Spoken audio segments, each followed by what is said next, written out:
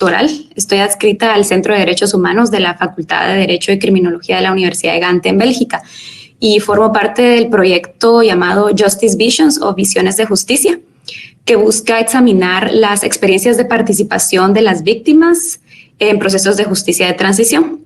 Entonces voy a empezar a compartir mi pantalla y así ya damos inicio a la presentación.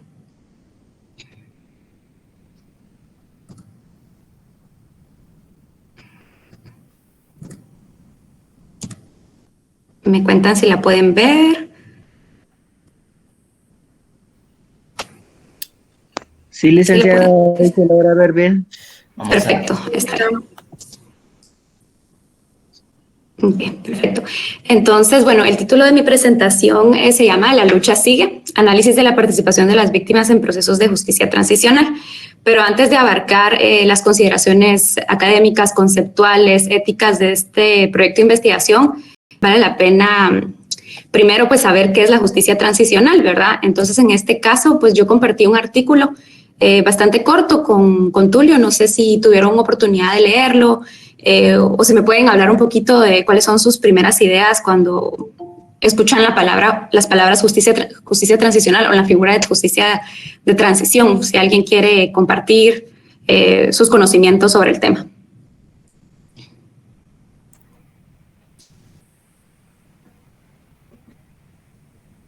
Bueno, si no hay por ahí, yo por lo menos me llamó la atención que yo había inicialmente había visto que la justicia transicional es como las sociedades responden a las violaciones masivas de derechos humanos. Y parte del artículo que tú compartiste, a mí me llamó muchísimo la atención una parte del artículo, porque dice que si bien es cierto, es importante el apoyo de la comunidad internacional, es más importante el cambio interno, o sea, la participación interna, porque al final, pues, es la misma sociedad la que tiene que dar una respuesta a esas violaciones, ¿verdad? Claro, sí. Como tú dices, Tulio, ¿verdad? Podemos empezar ya con el tema central, ¿verdad? De la presentación, que es la justicia de transición. Y bueno, Juan Méndez, que fue un experto de las Naciones Unidas sobre la tortura, menciona que la justicia transicional, como bien lo dice, es justicia en movimiento, ¿verdad? ¿Qué quiere decir esto? Es un tipo de justicia que se aplica a un conjunto de mecanismos que se aplican en momentos en los cuales se han dado masivas y sistemáticas violaciones a los derechos humanos. Por ejemplo, en momentos de regímenes dictatoriales, de conflictos armados internos, de guerras, ¿verdad? En estos contextos se llevan a cabo masivas y sistemáticas violaciones a los derechos humanos por parte de estados, de grupos insurgentes, del ejército. Entonces, en este tipo de transiciones se genera un momento en el cual tal vez no existe la infraestructura o no existen las condiciones internas para poder ir al sistema tradicional de justicia, ¿verdad? O al sistema doméstico de justicia.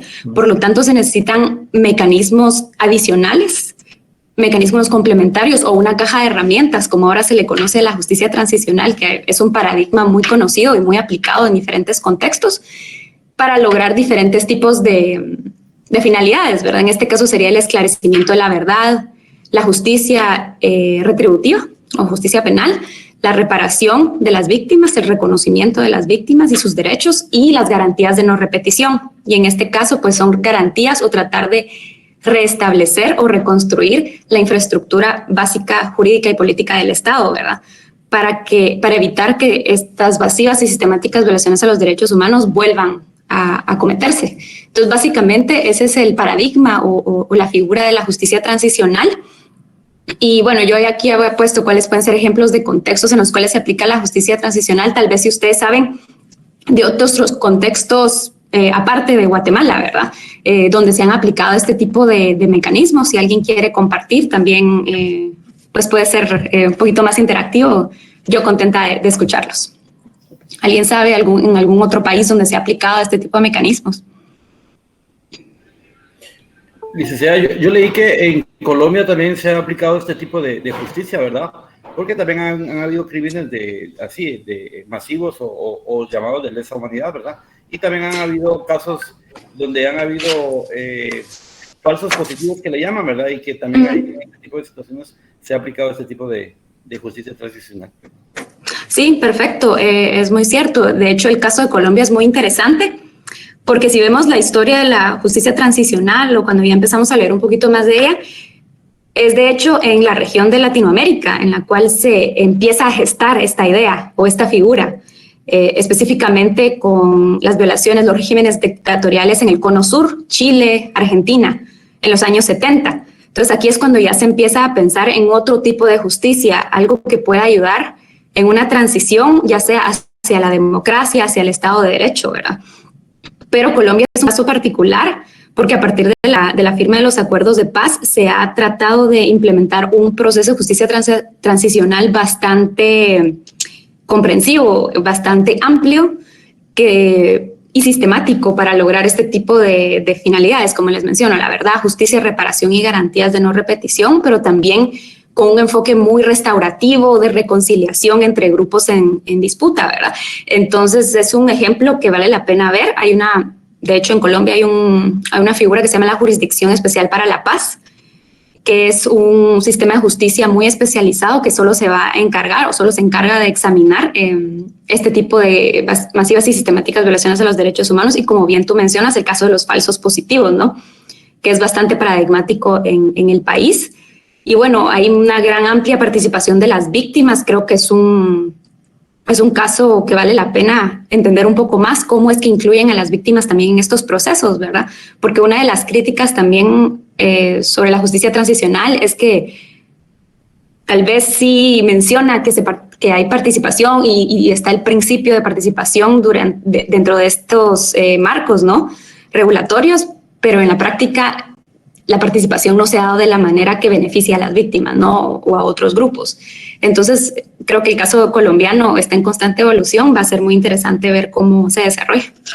¿Alguien más que conozca otro país donde se esté aplicando justicia transicional o donde se haya aplicado? Si no, podemos continuar. Solo Sí, más o creo que- menos vi sobre el país de Argentina también, doctor. ¿Cómo? ¿Me puedes repetir?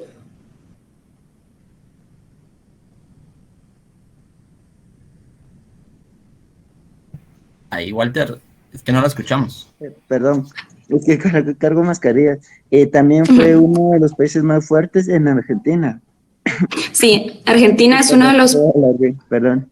No te preocupes. Sí, Argentina, de hecho, es pionero en general de la justicia transicional, o se le conoce como uno de los primeros ejemplos donde se han aplicado estos modelos, ¿no? Están los denominados juicios de la verdad, cuando no había posibilidad de poder juzgar a los perpetradores, ¿verdad?, de la dictadura. Pero también hubo una comisión de la verdad que publicó un reporte que se volvió un bestseller, ¿no?, en Argentina, nunca más. Igual que el reporte de Remy, ¿no?, en Guatemala, el mismo título. Y bueno, hay muchos otros mecanismos de justicia transicional. Entonces se puede hablar que Argentina es un ejemplo pionero en la región. Pero bueno, también tenemos otros casos. En Chile, Lisa. También Chile es otro caso, que se han dado muchos procesos judiciales, hay muchas iniciativas de memorialización también, hay un Museo de la Memoria y Derechos Humanos, hay mucha voluntad política. Se ha dado en algunos momentos en Chile voluntad política para desarrollar este tipo de políticas y de mecanismos, ¿no? Ligda, perdone, así como Argentina, que es pionero, lleva el cuarto lugar, ¿verdad? ¿Cómo? O el cuarto, así como Argentina, tiene un cuarto componente. Así, bueno, Donde dice la que verdad. las garantías, ajá. Sí, la garantía de no repetición. De no repetición. Ajá. Sí, Gracias. y bueno, aquí podemos hablar mucho de las garantías de no repetición y cómo han sido conceptualizadas en el derecho internacional. Creo que esto es, puede ser el tema de una presentación solamente, ¿no? Cómo se han conceptualizado también las garantías de no repetición, como menciono aquí en el pilar, se han denominado como reforma institucional. También, por ejemplo, una reforma de la policía, reforma judicial, reforma en cuanto a investigación criminal también. Entonces son al final mecanismos bastante amplios y que pueden ser desarrollados y pueden ser ajustados conforme a los contextos particulares de los estados, ¿no? Entonces, bueno, ahora que ya tenemos, bueno, todos estamos en la misma página sobre la justicia transicional, podemos continuar. En el caso guatemalteco, bueno, pues ustedes han estado hablando, Tulio me dijo que han estado leyendo un poco sobre el conflicto armado interno, entonces no voy a ahondar mucho sobre el tema, ¿verdad? Más que generalidades.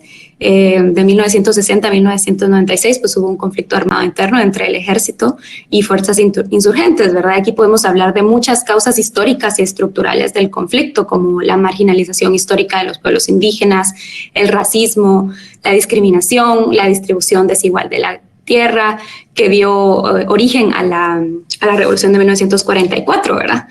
Y los 10 años de primavera democrática, pero al mismo tiempo que ocasionaron en 1954 un golpe de Estado, ¿no? Auspiciado por la Agencia Central de Inteligencia de los Estados Unidos.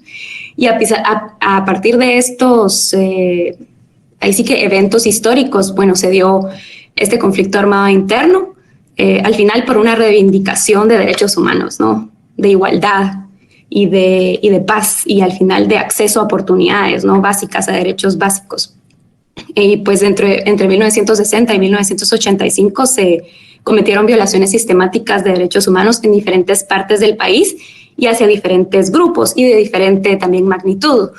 Tal vez en las ciudades o en áreas más urbanas se dio una selección de líderes, de opositores, como estudiantes, como sindicalistas, académicos, que fueron desaparecidos, que fueron asesinados. Y en áreas rurales se dio tal vez estrategias más de tierra arrasada, ¿no? Como masacres. Todo esto bajo la lógica del enemigo interno, que es parte de la doctrina de seguridad nacional que era imperante en ese entonces, ¿no? Con la influencia de Estados Unidos. Bueno, después de que todas estas violaciones sistemáticas se dieron por décadas, a partir de 1985 ya la comunidad internacional empezó a ejercer presión sobre Guatemala y empezaron las negociaciones y la posterior firma de los acuerdos, de los 12 acuerdos de paz, ¿verdad? En 1996, que dieron lugar ya a una serie de medidas que tal vez ahora podemos llamar justicia transicional y que podemos mencionar en la próxima diapositiva. Pero primero tal vez es bueno recordar las violaciones a los derechos humanos que se cometieron durante el conflicto armado interno. Bueno, de acuerdo a la Comisión para el Esclarecimiento Histórico, que fue auspiciada por las Naciones Unidas, se establece que se cometieron más de 600 masacres en Guatemala, que destruyeron alrededor de 40 pueblos en general, 200 muertos, 45,000 desaparecidos, 105,000 niños y 1.5 millones de desplazados. Y también este mismo informe establece que agentes del Estado ejecutaron actos de genocidio en contra de grupos del pueblo maya en 4 regiones del país, ¿verdad? Y contra diferentes grupos mayas. Por ejemplo, el grupo Ixil, el grupo Chug, el grupo Quiché y otros más. Gretel, Esta es una... ¿Sí? solo una pregunta. Fíjate que yo creo que nosotros estamos viendo tu pantalla, pero no, solo se ha quedado en la primera diapositiva. Ah, ok. Y bueno, ya voy pasando bastantes. Sí, Déjame no, ver. pero ha sido bueno porque igual al final el conocimiento, pero creo que es de compartir, tienes que darle como en presentar y cuando tú dale, te dice compartir pantalla, te va a salir, Déjame, puede ser que como déjame solo ver otra vez. una ahí podrías corrió. hacerlo. Ahí ya vemos Ahí que está moviéndose. ¿Ahí lo ven? Sí, ahí ya lo vemos, pero puedes retomarlo donde lo dejaste. O sea, las diapositivas que íbamos viendo, pues creo que... Ok, sí, igual es como la introducción. Fue extraño porque decía que sí. Ahí sí lo pueden ver cómo va el cambio, ¿sí? Pues seguimos viendo tu pantalla. Yo creo que es que tienes que darle en la opción presentar una ventana. Déjame ver, vamos a tratar de nuevo. Porque sí está extraño. Ahorita sí vemos que se movió, pero vemos como la pantalla de PowerPoint. Voy a intentar de nuevo. Por ahí alguien nos comentó eso. Y yo también ahorita sí vi que hay unas diapositivas. No sé si ya lo pueden ver. Seguimos viendo como tu pantalla, pero lo que puedes... ahí. Sí, eso es lo que estaba haciendo, pero no sé si ya lo pueden ver ahora. No, Porque a mí sí pero me ¿sabes qué parece... es lo que puedes hacer? Para que no, solo sigue bajándolo así, ahí sí lo vemos. O sea, sí lo vemos solo. digamos en el PowerPoint, sin Ajá, necesidad de... sí, sí, Ah, sí. ok. Perfecto. Ok, sí. Ok, aquí digamos. Sí, Ok, perfecto, entonces dale. estábamos en, bueno, las violaciones a los derechos humanos, ¿no? Como mencioné, ¿no? 600 masacres, 200.000 muertos, 45.000 desaparecidos, entre ellos 5.000 niños y 1.5 millones de desplazados, pero también una de las conclusiones más contundentes de este informe fue que se cometieron actos de genocidio en contra de diferentes grupos del pueblo maya, ¿no? Especialmente en el punto más álgido de la violencia en el conflicto armado, que fue entre 1981 y 1983. Pueden verla, si ven mi pantalla, ¿verdad? Sí, porque ahora estoy como con la duda. Y ahora sí estamos viendo que se mueve, no te preocupes. Ok, sí. Bueno, entonces hablando de los mecanismos de justicia transicional en Guatemala, voy a hacer un rápido recuento porque en el artículo también que compartí, pues se menciona ya de manera más detallada los diferentes mecanismos que se han implementado en Guatemala después de la firma de los acuerdos de paz. Bueno, muchos académicos internacionales y también nacionales consideran a Guatemala como un modelo clásico de la justicia transicional porque se han aplicado mecanismos en todos estos pilares que mencioné, ¿no? Verdad, justicia, reparaciones, garantías de no repetición en diferentes momentos, cuando ha habido apertura política, cuando ha habido voluntad política para poder aplicar estos mecanismos, ¿no? Y desarrollarlos. Bueno, tal vez como ejemplo más claro es la Comisión para el Esclarecimiento Histórico, como les mencioné, fue auspiciada por las Naciones Unidas, contó con personal nacional e internacional y que publicó su reporte en 1999, ¿no? Guatemala, Memoria del Silencio. Lo importante, o tal vez lo relevante de este mecanismo es que utilizó como base mecanismos e investigaciones hechas por la sociedad civil, específicamente el informe REMI, ¿no? O Recuperación de la Memoria Histórica, que fue hecho por la Oficina de Derechos Humanos del Arzobispado y, bueno, por Monseñor Gerardi, ¿no? Ellos publicaron en 1998 el informe REMI y, bueno, 2 días después de haberlo publicado, Monseñor Gerardi fue asesinado, ¿no? Entonces, ahí podemos entender también que todos estos contextos de justicia transicional también navegan en espacios muy volátiles, ¿no?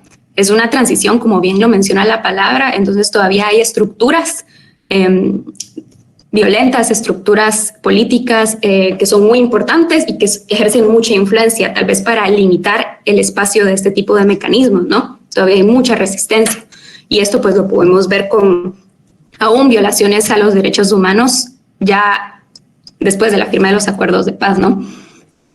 También se encuentra el Programa Nacional de Resarcimiento que empezó en el 2003 y que su objetivo general era proveer resarcimiento, no solo compensación económica, sino que medidas más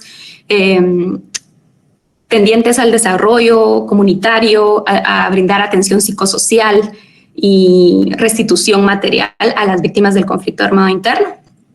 Y bueno, que ahora tal vez muchos saben, ¿no? Que ha sido básicamente desmantelado. En el 2020, pues antes era una institución independiente, pues ahora forma parte del Ministerio de Desarrollo Social, pero en realidad no existe un mayor seguimiento a las aplicaciones, a las solicitudes de resarcimiento de parte de las víctimas, ¿no? Entonces básicamente es inoperante ahora. También en el ámbito de la reforma institucional o garantías de no repetición, pues está la reforma de la policía en los 90s, del organismo judicial, del MP, podemos hablar de muchas otras medidas. Y aquí es muy importante también mencionar o enfatizar la iniciativa de la sociedad civil, no solo por iniciar este tipo de procesos, sino también por desarrollarlos, ¿no? Al final, como menciono, estas medidas siempre están navegando en espacios muy volátiles, entonces la sociedad civil organizada, las víctimas, el movimiento de derechos humanos, quienes han sido los que han empujado por la creación de estos mecanismos, ¿no? Especialmente en cuestiones del esclarecimiento de la verdad, como mencioné, el informe REMI, pero también hay tal vez informes que no se conocen ante la sociedad, pero que diferentes organizaciones han realizado, por ejemplo, con temas de violencia sexual durante el conflicto armado, se han dado reportes similares.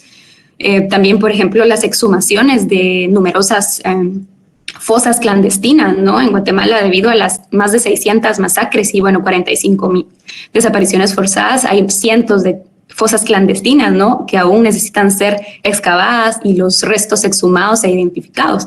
Entonces aquí la sociedad civil ha sido clave, especialmente con la Fundación de Antropología Forense de Guatemala y otras ONGs que han trabajado mano a mano con las víctimas para tratar de ubicar estas fosas clandestinas, luego identificar los restos humanos, ¿no? Para dar una digna sepultura a las víctimas directas.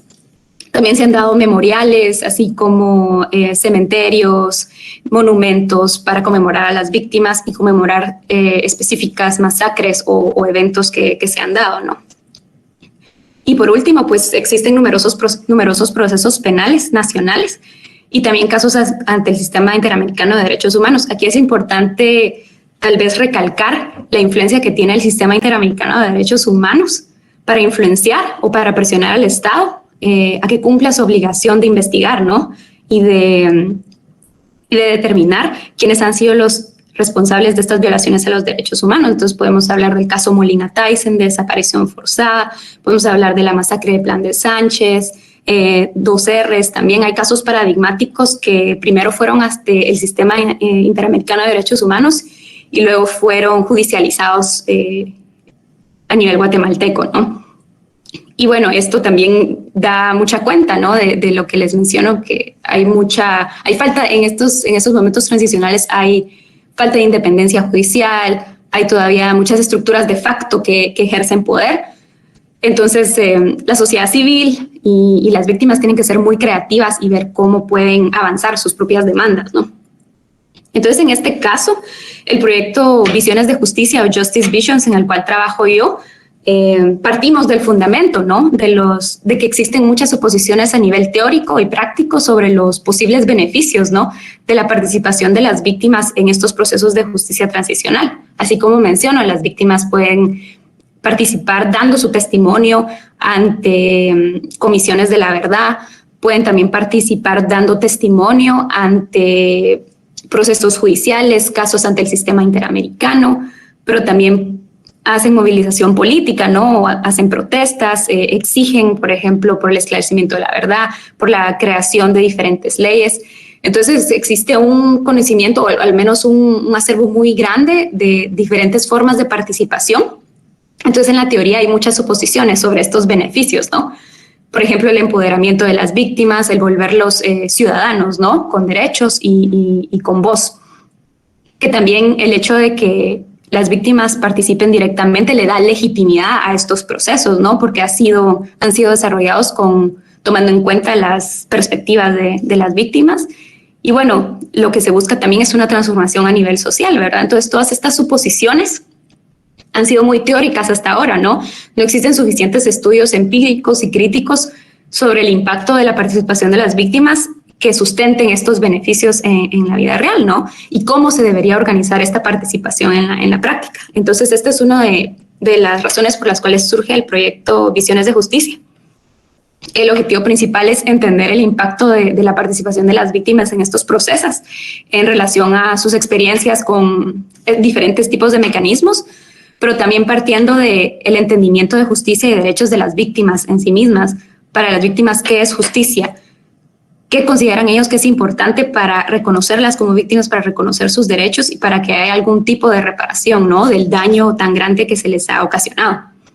Entonces partimos más que todo desde la idiosincrasia y los entendimientos de justicia y derecho de las víctimas y también de los actores de la sociedad civil que trabajan con ellas. Los objetivos específicos, pues, es entender, ¿verdad?, qué sucede en el campo, qué sucede cuando las víctimas participan en estos mecanismos, en qué circunstancias van a participan con el acompañamiento de organizaciones de la sociedad civil o no, en qué situaciones participan y en qué grupos de víctimas específicamente se pueden ver estos resultados o estos beneficios, ¿no? ¿Y cuáles son estos beneficios? Sí.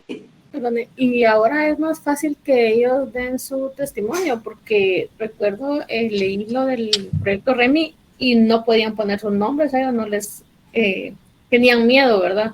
No sé si ahora todavía hay víctimas en esa condición o es más fácil para ustedes que ellos tengan, o sea, cuenten su historia. Claro, aquí te puedo contar un poquito de, eso fue que en el 98, ¿no? Que se publicó el informe REMI. Ellos trabajaron tal vez años antes, 96, en la firma de los acuerdos de paz, e incluso hicieron investigación antes y era un ambiente muy delicado, ¿no? Y todavía había mucha represión.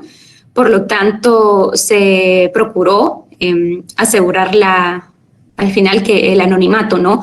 De las víctimas y en sus testimonios, ¿no? Entonces no mencionaban nombres específicamente en la Comisión del Esclarecimiento Histórico. Sé que todavía los testimonios están bajo reserva.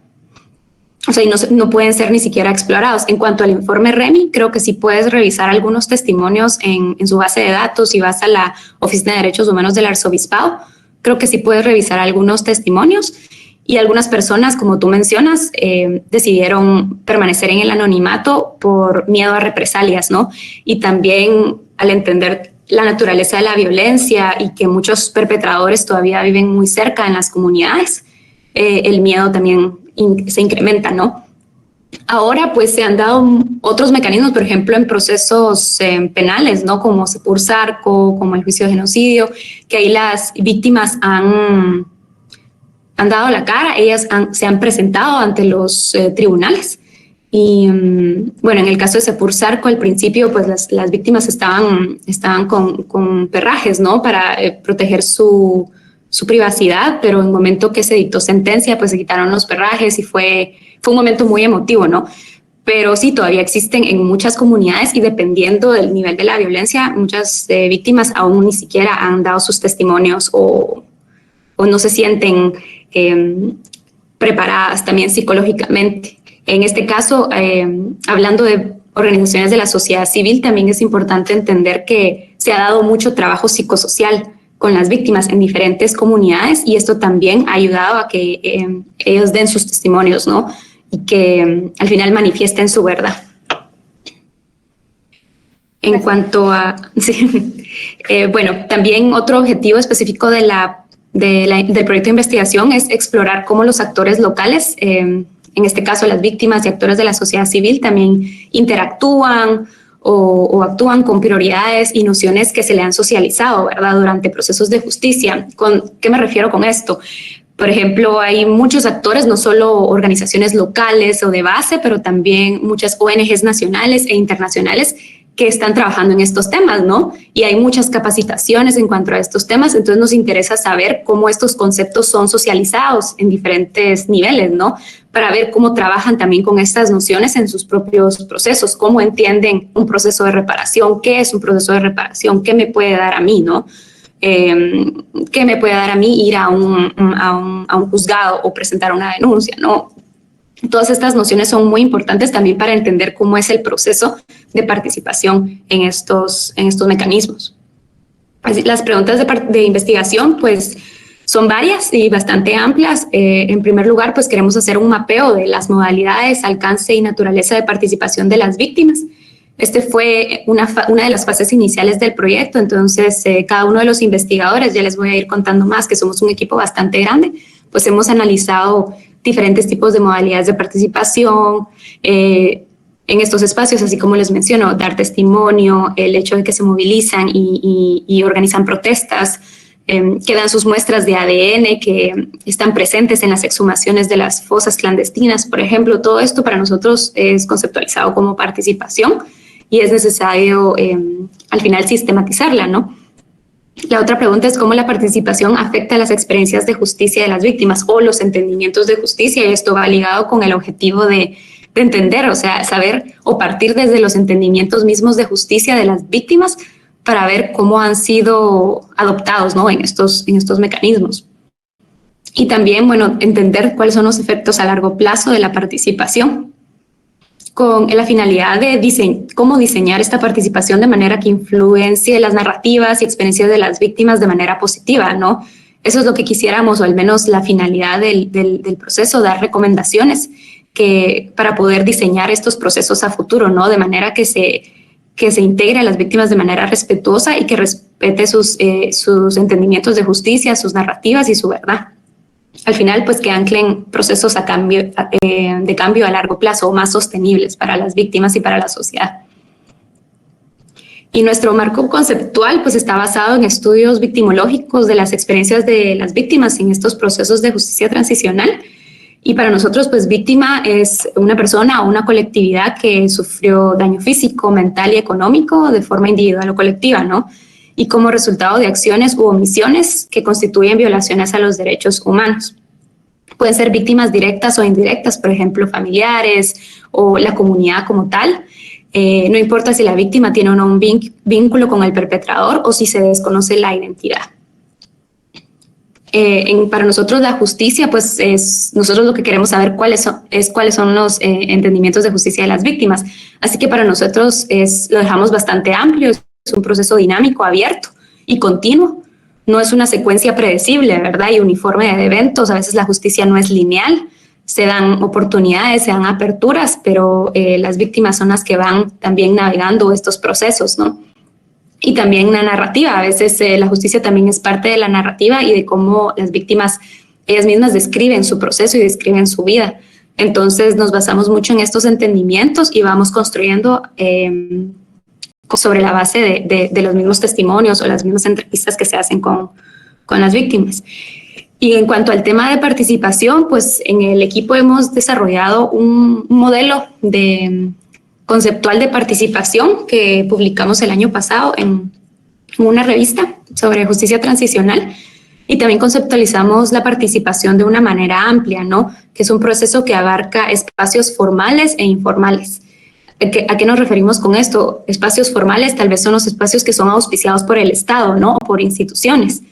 Pero participación no solo es eso, participación también es cuando las comunidades forman comités de víctimas locales, se organizan, se movilizan y hay una acción colectiva de base, ¿no? Entonces nosotros tratamos de conceptualizar participación de una manera más amplia que abarque estos tipos de espacios a nivel local, nacional, regional e internacional, ¿no? Es importante entender esta trayectoria, cómo empieza este tipo de participación, cuáles son los factores que hacen que las víctimas después de un espacio informal, por ejemplo, se trasladen a un espacio formal, ¿no? Un espacio regional como la Corte Interamericana de Derechos Humanos, por ejemplo.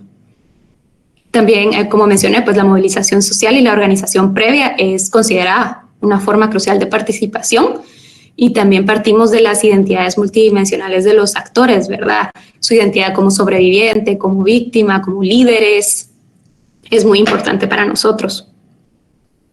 En cuanto a la metodología del proyecto, pues eso es un estudio interdisciplinario basado en nociones de sociología, derecho, antropología, ciencia política, administración pública. Somos un equipo de 8 personas. Somos 2 abogados y de ahí gente que ha estudiado ciencias políticas, hay psicólogos, hay politólogos, hay gente que estudió relaciones internacionales también. Entonces es un equipo bastante dinámico. Y también enriquece mucho las discusiones académicas, ¿no? Porque cada quien trae su propia perspectiva, ¿no? En cuanto a la trayectoria que ellos han tenido académica y profesionalmente. Entonces también esto es parte fundamental del proyecto de investigación, ¿no? Entonces aquí, pues obviamente partimos de un análisis teórico y jurídico que da los fundamentos, ¿no? Para realizar el trabajo de campo. Y buscamos mucho entender la posición jurídica y los derechos de las víctimas, cuál es al final el marco jurídico, ¿no? En cuanto a derechos de las víctimas, tanto a nivel internacional como a nivel nacional, y cómo se les incluyen estos diferentes tipos de justicia. Y el análisis teórico y jurídico está complementado por un análisis empírico de las experiencias y percepciones de las víctimas, que se enfoca en estudios de casos con trabajo de campo, ¿no? Ahí ya es ir al terreno, entrevistar a las víctimas, seleccionar un caso para poder al final responder las preguntas de investigación, ¿no? En cuanto a las técnicas que hemos utilizado, pues es un enfoque cualitativo narrativo en base a entrevistas semiestructuradas, es decir, tenemos ciertos temas que queremos abordar con los participantes, pero al final lo dejamos, es bastante amplio, ¿no? Y nos vamos al final guiando por lo que las mismas personas nos digan. Así que no es muy rígido. Los temas están ahí y los vamos abordando poco a poco, no hay un orden específico. También hemos hecho grupos focales, observación participativa de dinámicas, por ejemplo, reuniones de comités de víctimas, solo observación para ver cómo participan, de qué manera están estructurados, la frecuencia de las reuniones, por ejemplo, y todo esto también está acompañado por análisis jurídico y documental, ¿verdad? De diferentes fuentes. Y el objetivo pues es obtener un conocimiento multidimensional sobre el alcance, ¿no? Y el impacto de la participación de las víctimas en estos procesos. Y bueno, el proceso Justice Visions, el proyecto de investigación Justice Visions se enfoca en 4 estudios de caso. Uno es Guatemala, el otro es Túnez, la República Democrática del Congo y Camboya, que son casos muy, al final, paradigmáticos o muy significativos en los cuales la participación de las víctimas ha sido bastante notoria, ¿no? En Camboya, por ejemplo, fue uno de los países donde se implementó un tribunal híbrido, ¿no? Después de la firma de la paz, se dio un tribunal híbrido auspiciado también por las Naciones Unidas con personal nacional e internacional para al final determinar quiénes habían sido los responsables, ¿no? Del genocidio en Camboya.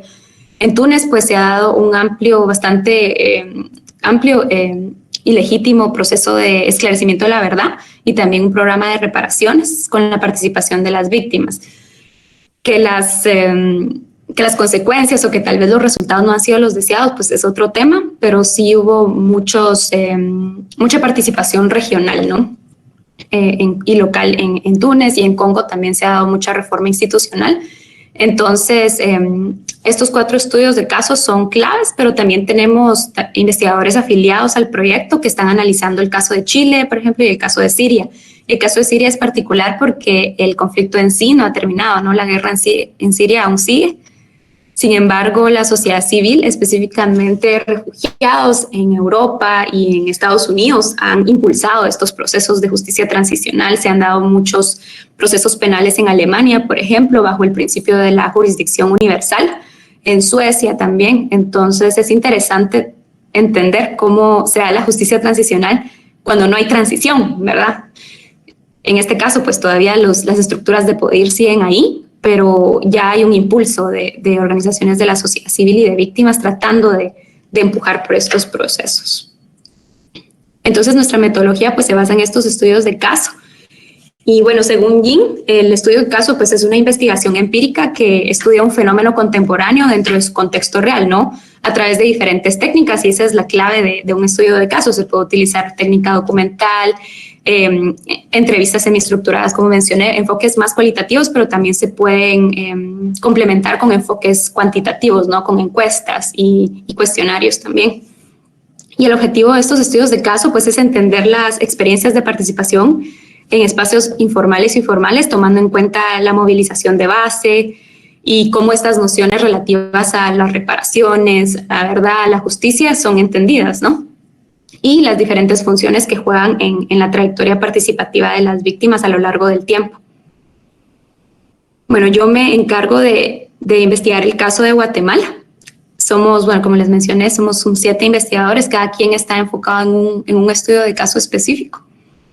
Y aquí pues buscamos implementar un enfoque multidisciplinario que facilite un análisis del caso, ¿no? Pero que también tome en cuenta, como mencioné, la teoría o al menos modelos conceptuales que logren dar a entender un poco cuáles han sido las experiencias, ¿no? Y en el caso de Guatemala, pues yo me enfoco en el caso de la comunidad de Cocop. No sé si alguien conoce la comunidad de Cocop, o al menos conoce un poco la región Ixil. Alguien que me pueda contar si han estado en Nevaj, en Cotzal o en Chajul. Sí, licenciada, en el área de Nevaj y Uspantán y toda la zona reina que le llaman. Sí, bueno, pues Cocop es una pequeña comunidad, es una aldea que queda en Nevaj, ¿no? Queda a 7 kilómetros de Nevaj. Es bastante difícil llegar, hay solo una carretera de terracería y bueno, en las montañas, ¿no? Así que está bastante remota. Y en 1981, en abril, era Jueves Santo, el 16 de abril de 1981 se cometió una masacre. Fue cometida por el ejército dentro de estas estrategias, ¿no? Y operaciones de tierra arrasada en los 80s, en las cuales al final se determinaba como enemigo interno también a la población civil no combatiente, ¿no? Como fue en el caso de Cocop. Se dieron 79, al final resultaron 79 personas muertas, entre ellas mujeres y niños. se determinó que ninguno de ellos eran parte de la guerrilla ni estaban proveyendo ayuda a la guerrilla. Entonces, eran pues cuestiones de las estrategias en ese entonces y parte de las 600 masacres que mencioné al principio, ¿no? Que se dieron a lo largo del país. Pues el caso de Cocop fue en 1981 y fue una de las primeras masacres que se cometió bajo esta doctrina de tierra arrasada. Como resultado de la masacre, pues se dio desplazamiento forzado de toda la comunidad. Se fueron a diferentes comunidades, tanto en Nevaji, en la región Ixil, pero también se fueron a Petén y diferentes partes del país, ¿no? Algunos se conformaron dentro de las comunidades de población en resistencia, en la sierra, y ahí se quedaron por mucho tiempo. Hubo mucha pobreza, muchos traumas psicológicos, mucha persecución durante muchos años. Y bueno, 5 años después o unos 6 años después también muchos de ellos fueron forzosamente reclutados en las patrullas de autodefensa civil, ¿no? Y forzados a controlar otras comunidades. Esto fue antes de su regreso a Cocopa, más o menos en 1990, 1991, cuando ya la violencia estaba bajando, ¿no? Regresaron a reconstruir su comunidad. Y esta comunidad pues ha participado en diferentes mecanismos.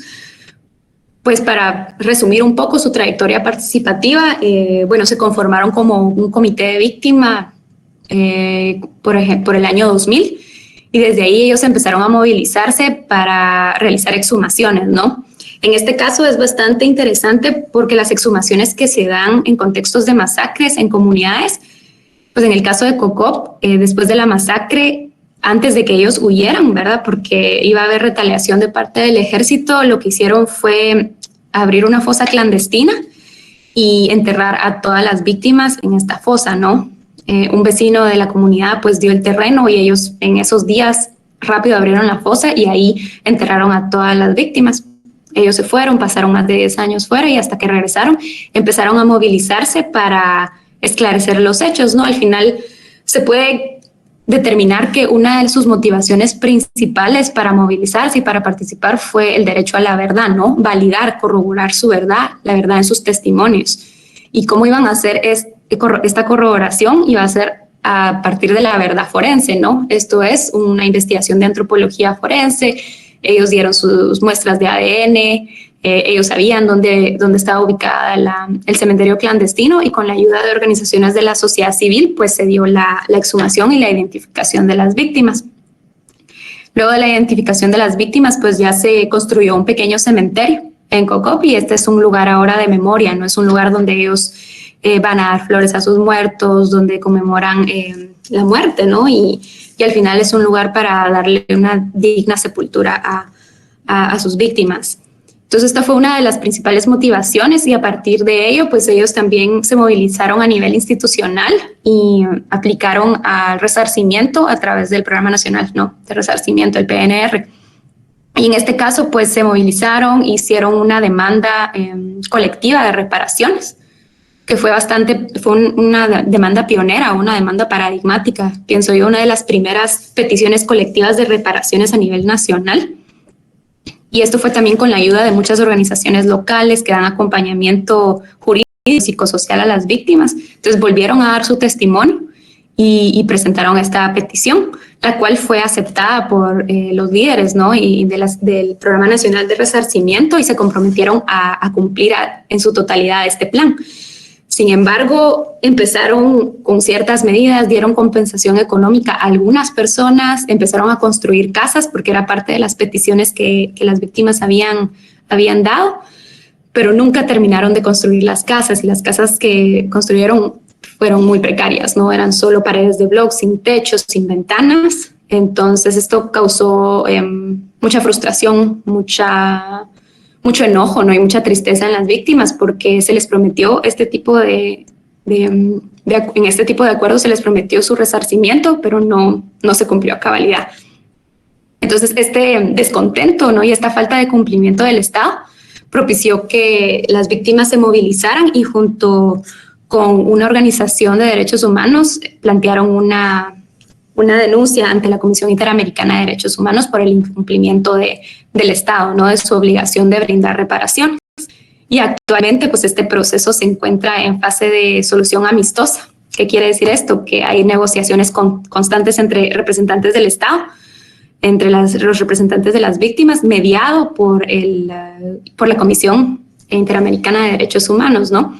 Y pues ahorita esta es la fase actual del proceso del caso COCOP. Como se pueden dar cuenta, son varios espacios locales, regionales, nacionales, han participado de diferentes maneras, se han movilizado a la capital para exigir el cumplimiento del plan de resarcimiento para ellos, se han abocado a la Procuraduría de los Derechos Humanos en su momento, al Congreso, y no se ha dado ningún tipo de respuesta, ¿no?, a sus peticiones. Entonces el trabajo de campo aquí, pues yo lo hice de septiembre a diciembre del 2021, el año pasado pues estuve viviendo en Nevaj, y como mencionaba Tulio al principio, ¿verdad? Esto se hizo con la participación directa de organizaciones locales y del Comité de Víctimas de COCOP, que brindaron bastante ayuda, y también trabajé con un asistente de investigación local que conoce el contexto, ha trabajado con las víctimas y también al final da un entendimiento y también ayuda a consolidar confianza, ¿no?, entre un investigadora que, si bien yo soy guatemalteca, pero no soy de la comunidad, ¿no? Entonces todas estas consideraciones éticas son muy importantes antes de realizar un proyecto de investigación, y es uno de los principios que también rige nuestro proyecto de investigación, que es importante trabajar con actores locales, gente que conoce el contexto y que nos puede ayudar no solo a consolidar confianza, pero también legitimidad en estos métodos de investigación. El enfoque fue cualitativo, hicimos entrevistas semiestructuradas a 35 personas, 4 grupos focales de más o menos 7 participantes cada uno, en los cuales exploramos conceptos de justicia, sus mismas trayectorias. Tal vez si ven en la imagen, aquí es un grupo focal en los cuales logramos recopilar imágenes y fotos, ¿no?, de su trayectoria a nivel general, y ellos trataban de hacer una línea del tiempo de cómo habían sido su participación y cuáles fueron las motivaciones para que ellos se organizaran, ¿no? Y otro tema del grupo focal también era determinar cuáles eran sus prioridades en cuanto a reparaciones, si habían sido las mismas que ellos habían generado al principio, ¿no? Si han cambiado, cuál es su prioridad importante ahora, ¿no? También hice observación de algunas reuniones del Comité de Víctimas cuando era invitada en estos meses, y bueno, fue una experiencia bastante conmovedora, bastante importante, y me siento muy agradecida también por el hecho que logré trabajar con ellos y que me dieron acceso, ¿no?, a poder entrevistarlos, y de una manera también respetando su privacidad. Nosotros trabajamos con un comité de ética aquí en la Universidad de Gant que nos asesora, ¿no?, en manera de cómo manejar los consentimientos informados en todos estos tipos de actividades. Entonces, una de las opciones también, tomando en cuenta una de las preguntas de la privacidad, ¿no?, una de las preguntas del consentimiento informado es, ¿quiere que se le cite directamente o es mejor que se utilice un nombre ficticio, ¿no?, o un seudónimo? En muchos de los casos, pues las víctimas sí decían que para ellas era importante que se les cite con su nombre real, porque es la verdad lo que están diciendo, ¿no? Entonces aquí vemos cómo la noción de la verdad es tan importante en su movilización, especialmente ante un clima de negacionismo de parte del Estado, ¿no? Y de muchos discursos de voltear la página y de enfocarse en el presente en vez de lo que pasó en el pasado. Entonces vamos viendo cómo estas consideraciones éticas también es importante tomar en cuenta qué es lo que quieren las víctimas. Entonces, en este caso, pues las personas que dijeron que quieren ser citadas con su nombre real, pues esto es lo que vamos a hacer en la tesis y también en otros documentos que vamos a realizar, pero también respetamos las personas que quieren ser anonimizadas, ¿no? También hicimos actividades paralelas, por ejemplo, concertamos y logramos apoyar con organizar reuniones comunitarias. Hicimos una sesión de diálogo intergeneracional. Esto pues ya no es específicamente de mi proyecto de investigación, pero eran oportunidades que se dieron y que tuve la fortuna y el privilegio de poder apoyar, ¿no? Esta sesión de diálogo intergeneracional fue bastante interesante porque en las entrevistas que hacíamos con las víctimas, muchos estaban preocupados que los jóvenes no conocían la historia o que no estaban interesados en continuar la movilización de ellos. Y como ya muchas de las víctimas son mayores, ¿no? Son mayores de 60 años y una de las grandes preocupaciones es que están muriendo sin ningún tipo de reparación, ningún tipo de resultado, ¿no? A sus procesos. Entonces, bueno, si me muero yo, dicen, quisiera que los jóvenes o mis hijos, mis nietos continúen con la movilización, ¿no? Para que ellos también tengan una mejor vida. Entonces, en este caso, pues, identificamos esta necesidad. Entonces, hicimos una sesión de diálogo intergeneracional en la cual el Comité de Víctimas y la comunidad eligió a 2 mayores para explicar qué fue lo que sucedió, ¿no? Cómo era la comunidad de Cocop antes, qué pasó durante la masacre, qué han hecho después. Y también se seleccionó un grupo de jóvenes, no eran 20 jóvenes en total. El clima estaba muy lindo en Cocop ese día, así que hicimos un recorrido en la comunidad, fuimos al cementerio a visitar a los muertos, y ahí se habló mucho de las exhumaciones también. Fue una experiencia bastante conmovedora.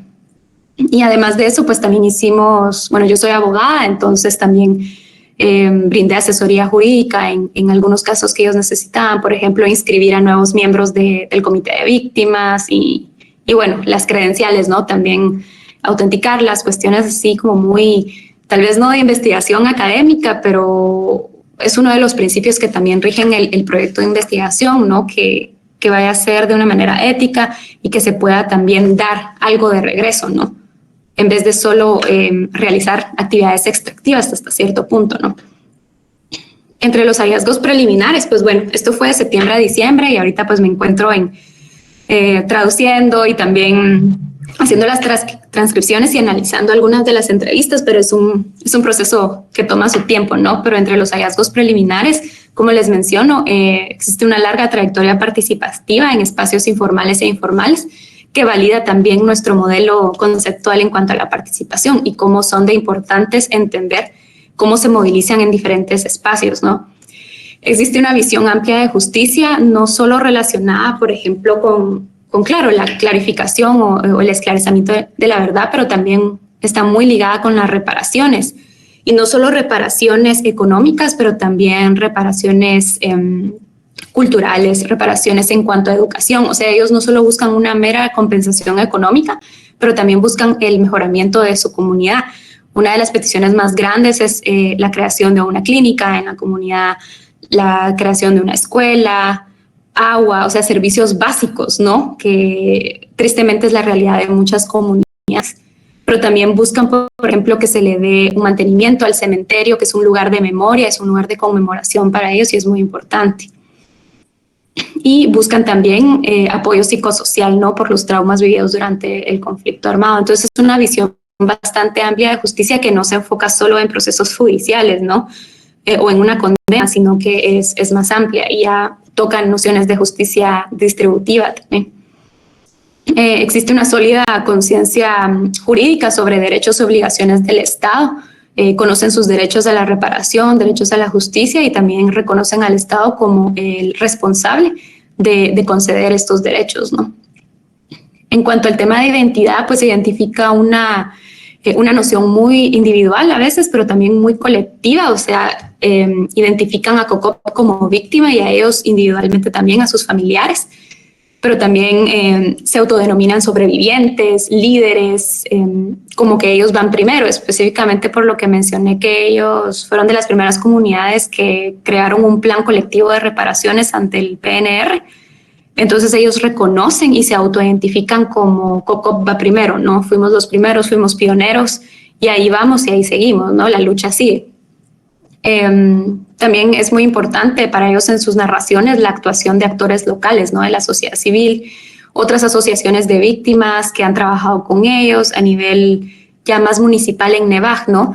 Pero también ONGs y organizaciones nacionales que les han dado acompañamiento jurídico, psicosocial y en otros temas.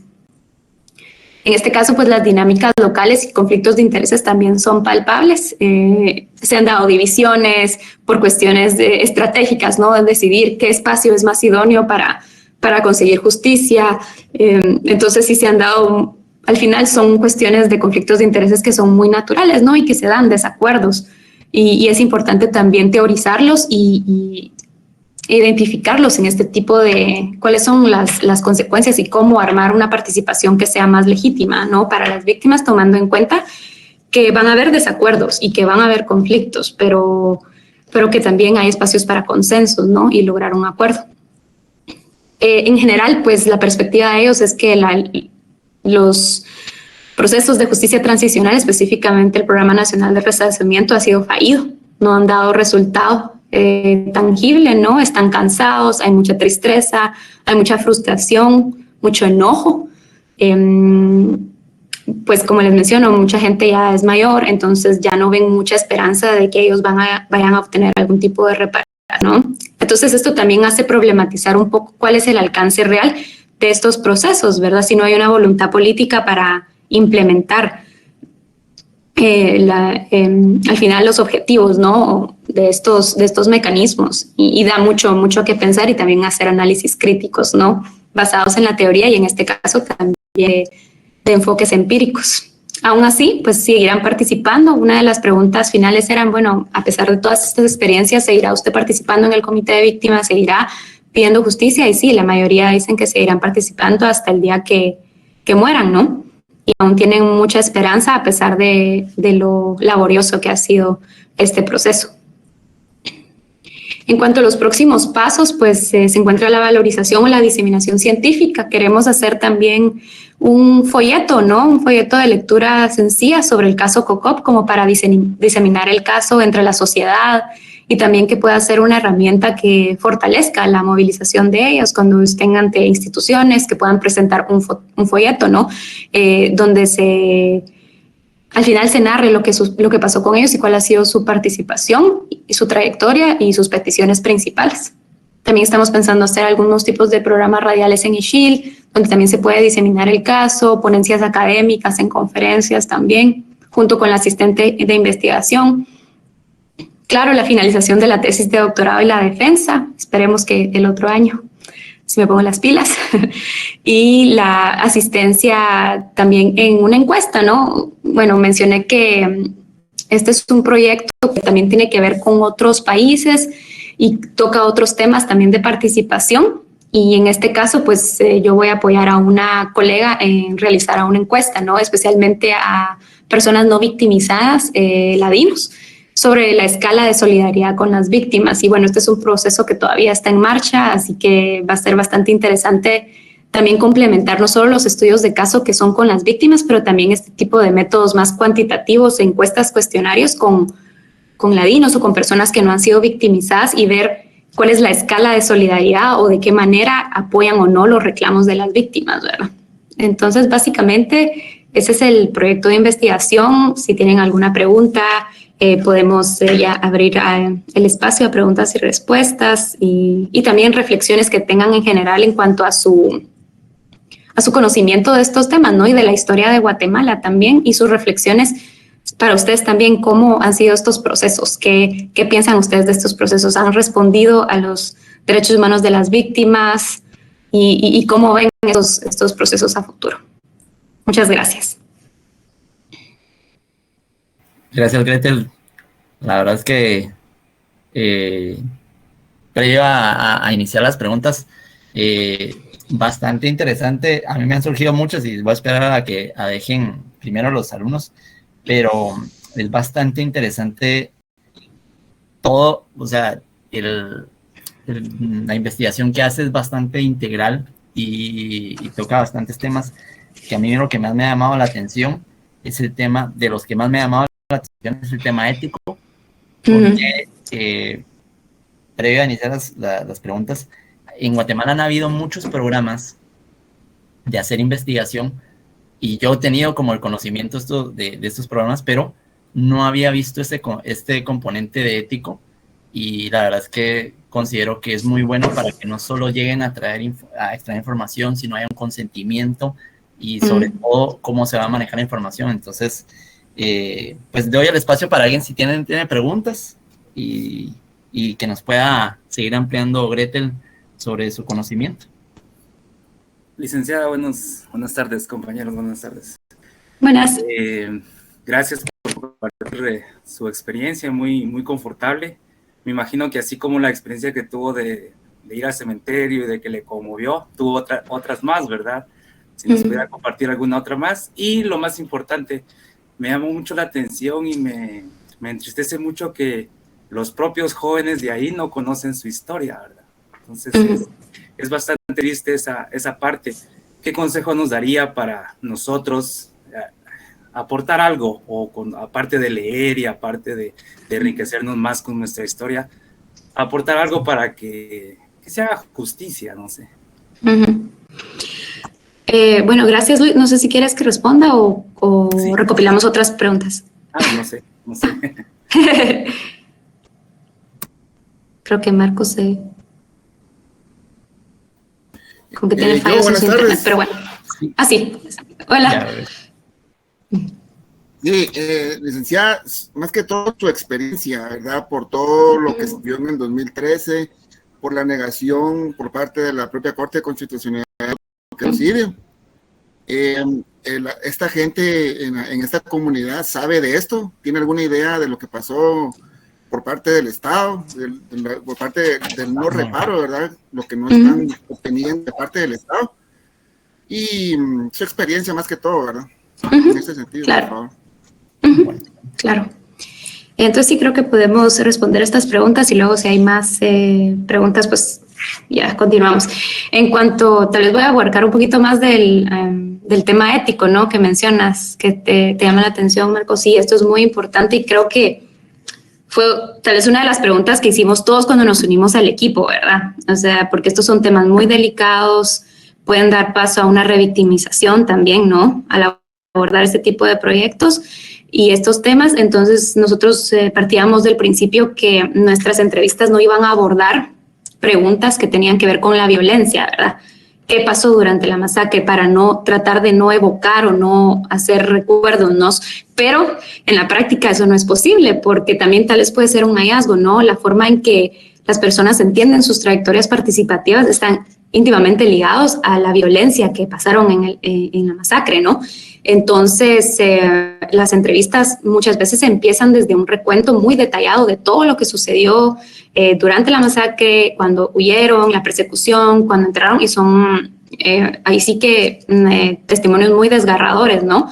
Entonces hay que ser muy responsable y estuvimos en entrenamiento de técnicas de escucha responsable, ¿no? Si bien nosotros no somos psicólogos, no podemos aportar o no podemos dar un apoyo psicosocial, pero sí al menos estar preparados y tratar de entender, ¿no? Tratar de identificar si alguna persona se siente mal durante la entrevista, parar la entrevista y si ellos no quieren regresar no hay problema, ¿verdad? Eso además del consentimiento informado, que también tenemos que explicar mucho cuál es el alcance de la investigación, porque ese era otro problema, ¿no? Teníamos que ser muy transparentes en cuanto a, este es un proyecto de investigación, es educativo y no es más allá. Nosotros no representamos al gobierno, esta es una universidad y todo esto tenía que ser un proceso muy iterativo, teníamos que volverlo a ver y al iniciar una entrevista, ¿no? Para que supieran el alcance, ¿no? Y qué podemos hacer y qué no podemos hacer como investigadores, ¿verdad? Al final somos parte de la academia y no estamos representando a ninguna ONG o al gobierno, ¿no? Sino que lo que queremos es tratar de entender cómo han sido estas experiencias para al final dar algún tipo de recomendación en casos futuros para diseñar mejores procedimientos, ¿no? Entonces, en este caso, el consentimiento informado era muy importante y sí trabajamos con investigadores locales, ¿no? Que dominan el idioma maya y xil. Entonces, en este caso, todo se hacía en el idioma y xil para que no hubiera espacio a confusiones, ¿no? Entonces, trabajamos con traductores y eso era muy importante. Pero si tienes más preguntas, Marco, podemos hablar también sobre el consentimiento informado y todo.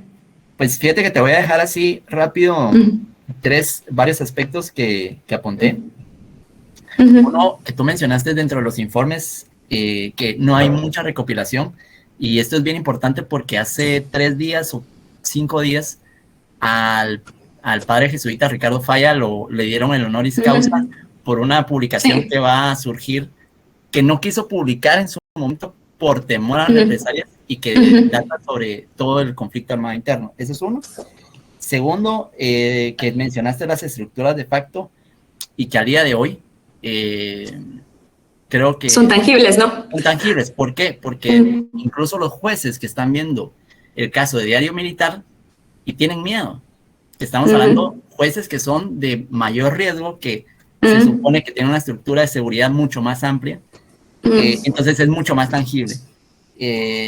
Tercero, que me llamó la atención, que lo vimos cuando estábamos viendo cuando las montañas tiemblan, que las mismas víctimas dicen que los victimarios todavía viven dentro de la comunidad.